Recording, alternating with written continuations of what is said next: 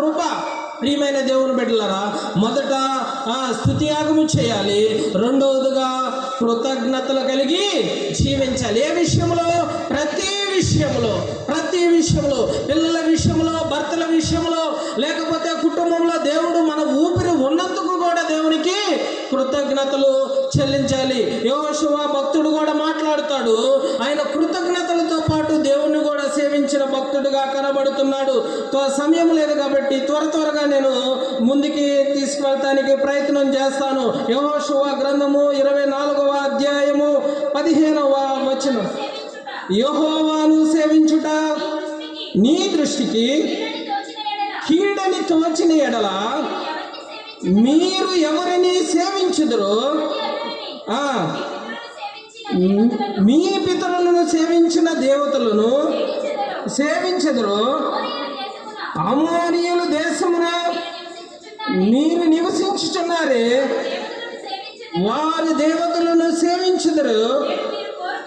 నేను మీరు కోరుకొనుడి, మీరు ఎవరిని సేవింపగోరునో నేనును నా ఇంటి వారును యెహోవాను సేవించుదును. దేవునికి స్తోత్రము కలుగును గాక.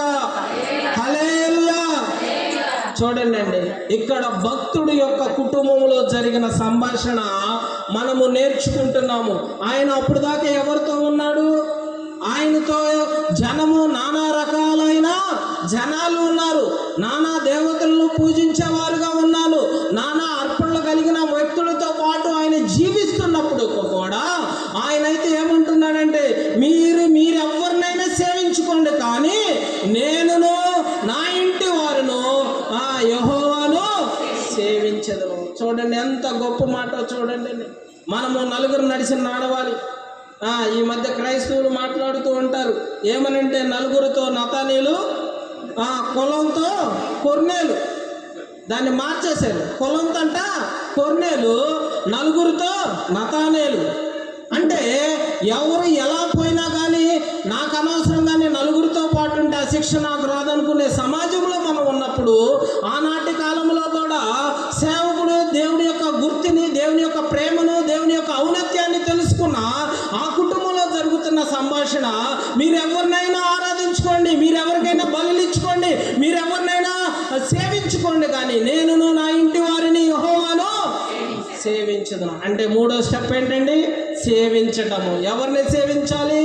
దేవుణ్ణి సేవించాలి. ఎలా సేవించాలంటే, మొదటి దినవృత్తాంతముల గ్రంథము 28వ అధ్యాయము 9వ వచనము. సొలొమోనా, నా కుమారుడా, నా తండ్రి యొక్క దేవుడు